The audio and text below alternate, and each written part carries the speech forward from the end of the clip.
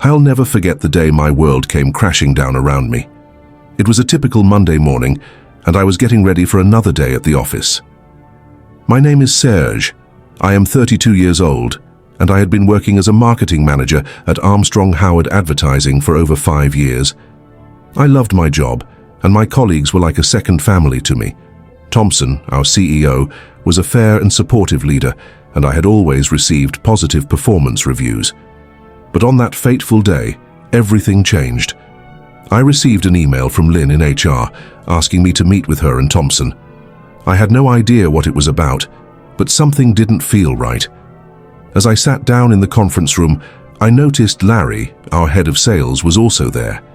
The atmosphere was tense, and I couldn't shake off the feeling that something was off. Little did I know, my life was about to take a drastic turn. I sat in the conference room, and Thompson's words cut through the air like a knife. "Serge, we're investigating some discrepancies in your expense reports." I felt a knot in my stomach as Larry chimed in. "We've received complaints about your billing practices." I was taken aback. "What are you talking about? I've always followed company protocol," I said, my voice firm but confused. Thompson leaned forward, his expression stern. "We've found some irregularities, Serge. We need to discuss this further." I tried to defend myself, but they wouldn't listen. "I'm telling you, I've done nothing wrong. This is a mistake," I insisted. Thompson's response was cold. "We'll be looking into your accounts, Serge. If we find evidence of misconduct, there will be consequences." I left the meeting room, my mind racing with questions. What was going on? Who was behind these accusations? I knew I had to clear my name, but I had no idea where to start. Days passed, and the investigation continued. I was suspended from my duties, pending the outcome. I felt like my career was slipping away from me, and I couldn't do anything to stop it. Then, the final blow came. Thompson called me into his office, his face somber. "Serge, based on our investigation, we've decided to terminate your employment with Armstrong Howard Advertising." I couldn't believe what I was hearing. "What about my rights?" I demanded. Thompson's response was curt. "You've been given due process, Serge. The decision is final." I left the office, my future uncertain, but I knew one thing. I wouldn't go down without a fight. I stood outside Thompson's office, my heart racing as I prepared for the worst. The door opened and I stepped inside. Thompson's face was expressionless, but I could sense a hint of discomfort. "Serge, we've made our decision," he said, his voice firm. "We're terminating your employment with Armstrong Howard Advertising, effective immediately." I felt a surge of anger and injustice. "You're firing me based on false accusations?" I demanded, my voice rising. Thompson leaned back in his chair, his eyes avoiding mine. "The decision has been made, Serge. You'll receive a severance package and a letter detailing the reasons for your termination." I scoffed. "A letter? You think a letter will justify this?" Thompson stood up, signaling the end of our conversation. "Serge, please return your company ID and any company property. Security will escort you out of the building." I glared at him, feeling a deep sense of betrayal. "This isn't over," I said, my voice low and even. Thompson didn't respond. He just nodded to the security guard waiting outside the door. The guard stepped forward, and I knew I had no choice but to comply. I handed over my ID and phone, then followed the guard out of the office, my mind racing with thoughts of what came next. As I walked out of the building, I felt a sense of finality. My career, my reputation, everything was on the line. But I was determined to fight back, to prove my innocence and clear my name. The question was, where do I start? I sat at my kitchen table, staring at the stack of bills in front of me. The severance package from Armstrong Howard Advertising wasn't going to last long. I needed a new job, and fast. But every time I applied, I felt like I was hitting a brick wall. I tailored my resume and cover letter to each job, but I never got a call back. I started to wonder if Thompson had somehow sabotaged my chances. Weeks turned into months and my savings dwindled. I began to feel like I was losing myself in the process. Who was I without my job?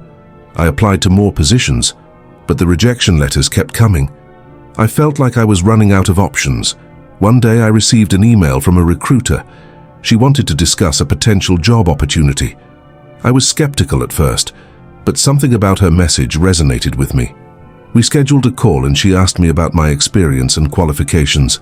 I told her about my situation with Armstrong Howard, and she listened attentively. "Serge, I think I can help you," she said. "But it won't be easy. Are you ready to fight for your career?" I hesitated for a moment, then replied, "Yes, I'm ready." I spent hours poring over documents, emails, and records from my time at Armstrong Howard Advertising. I was determined to prove my innocence and clear my name.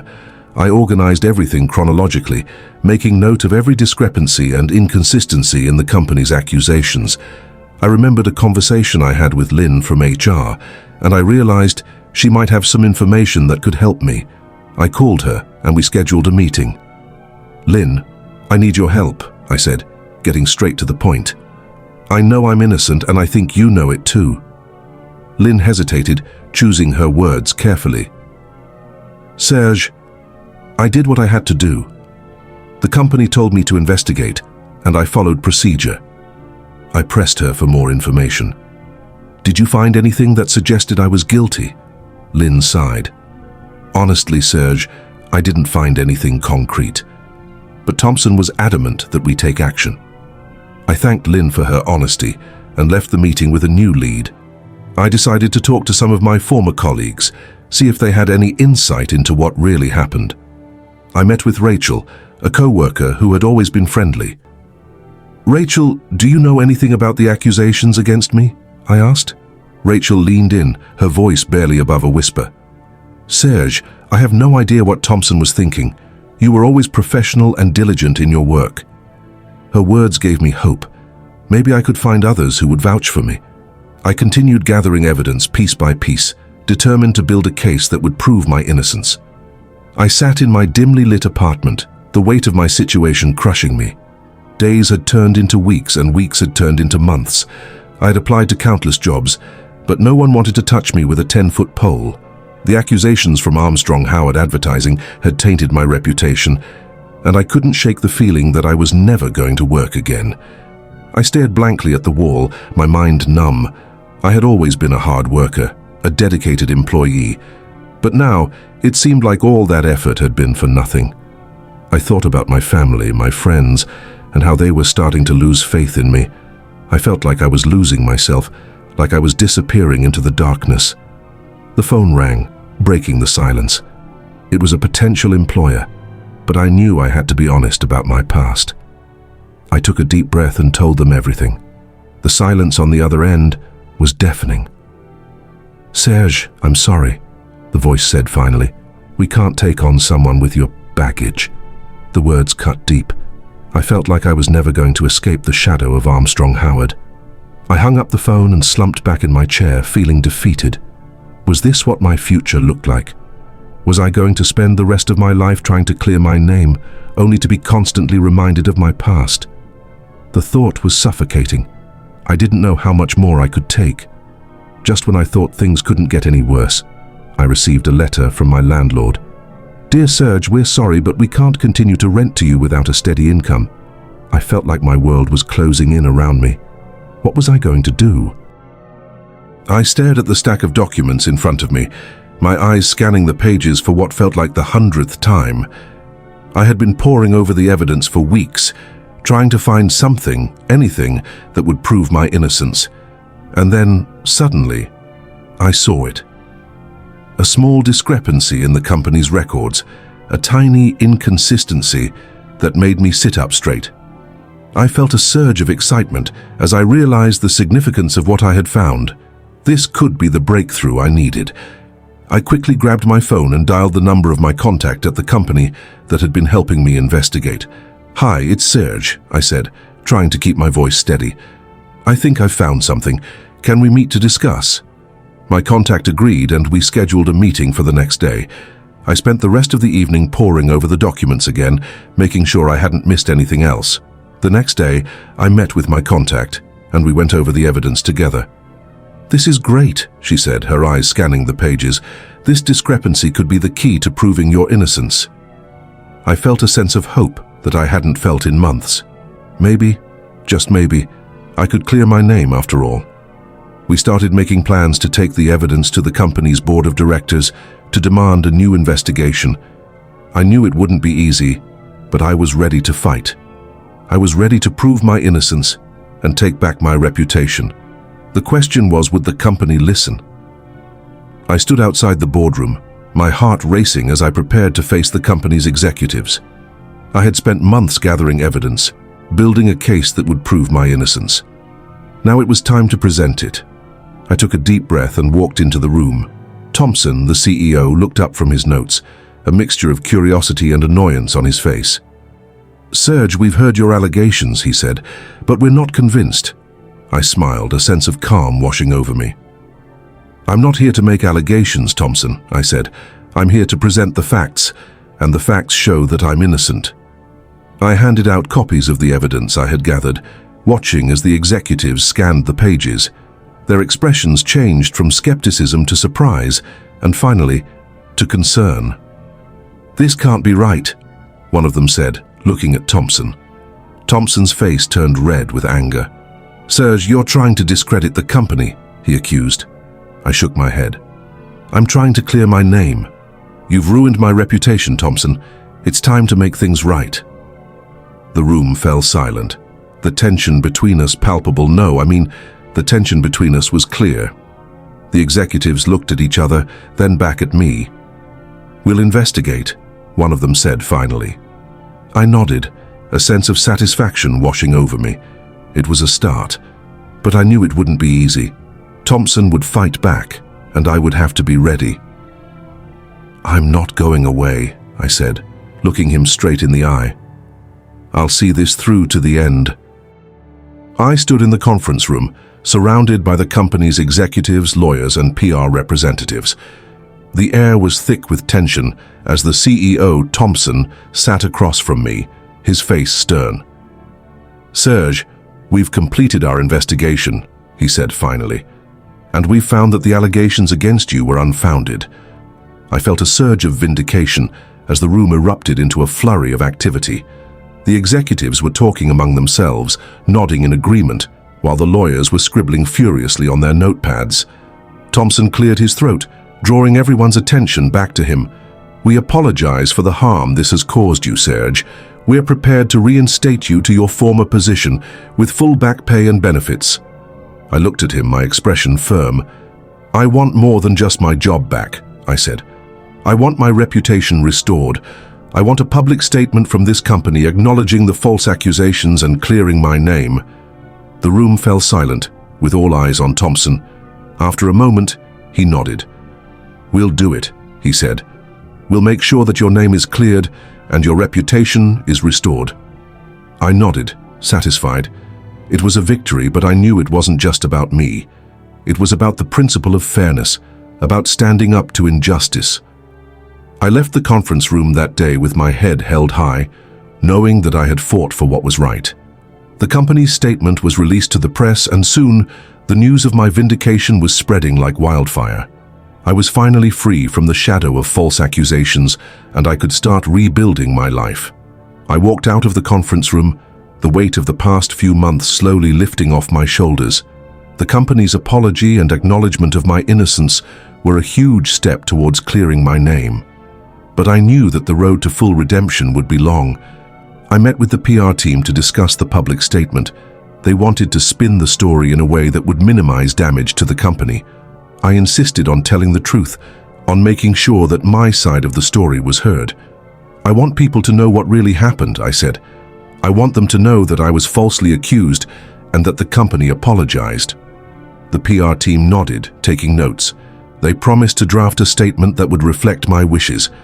I spent the next few days dealing with the fallout.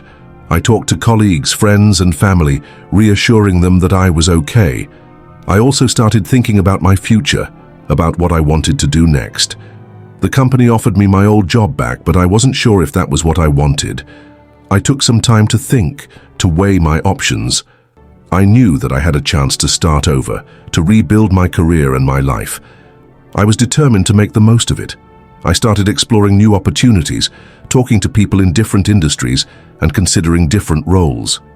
It was a new chapter in my life, and I was ready to take control. I was ready to move forward, to put the past behind me and focus on the future.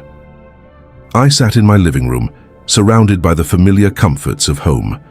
The past few months had been a roller coaster, but I had finally found some closure. I thought back to the day I was accused, to the uncertainty and doubt that had consumed me. I remembered the long nights, the endless questions, and the fear of losing everything. But most of all, I remembered the fight to clear my name, to prove my innocence, and to reclaim my reputation. I looked around the room, taking in the photos and mementos that lined the shelves. I thought about the people who had stood by me, who had believed in me even when it seemed like no one else would. My family, my friends, and even some colleagues had been a source of strength and support. I realized that I wasn't just fighting for myself, I was fighting for them too. I stood up and walked over to the window, looking out at the city below. The world was moving fast, and I was ready to move with it. I had learned a lot about myself and about perseverance. I knew that I could face any challenge, no matter how tough. I took a deep breath, feeling a sense of resolve wash over me. I was ready to start anew, to build on the lessons I had learned and to create a brighter future. The question was, what came next? I didn't have all the answers, but I was ready to find out. I was ready to take control of my life and to make the most of the opportunities that lay ahead. I picked up my phone and dialed a number, waiting for the person on the other end to answer. It was time to take action, to start building on the momentum of my victory. "Hello, Luna," I said when she answered. "I've been thinking about what comes next. I want to use my experience to help others who have been falsely accused." Luna listened intently as I outlined my plan. I wanted to start a support group, a safe space for people to share their stories and find support. I wanted to use my voice to raise awareness about the issue of false accusations and to push for change. "I'm in," Luna said when I finished. "How can I help?" I smiled, feeling a sense of excitement and purpose. We spent the next hour brainstorming, throwing around ideas and making plans.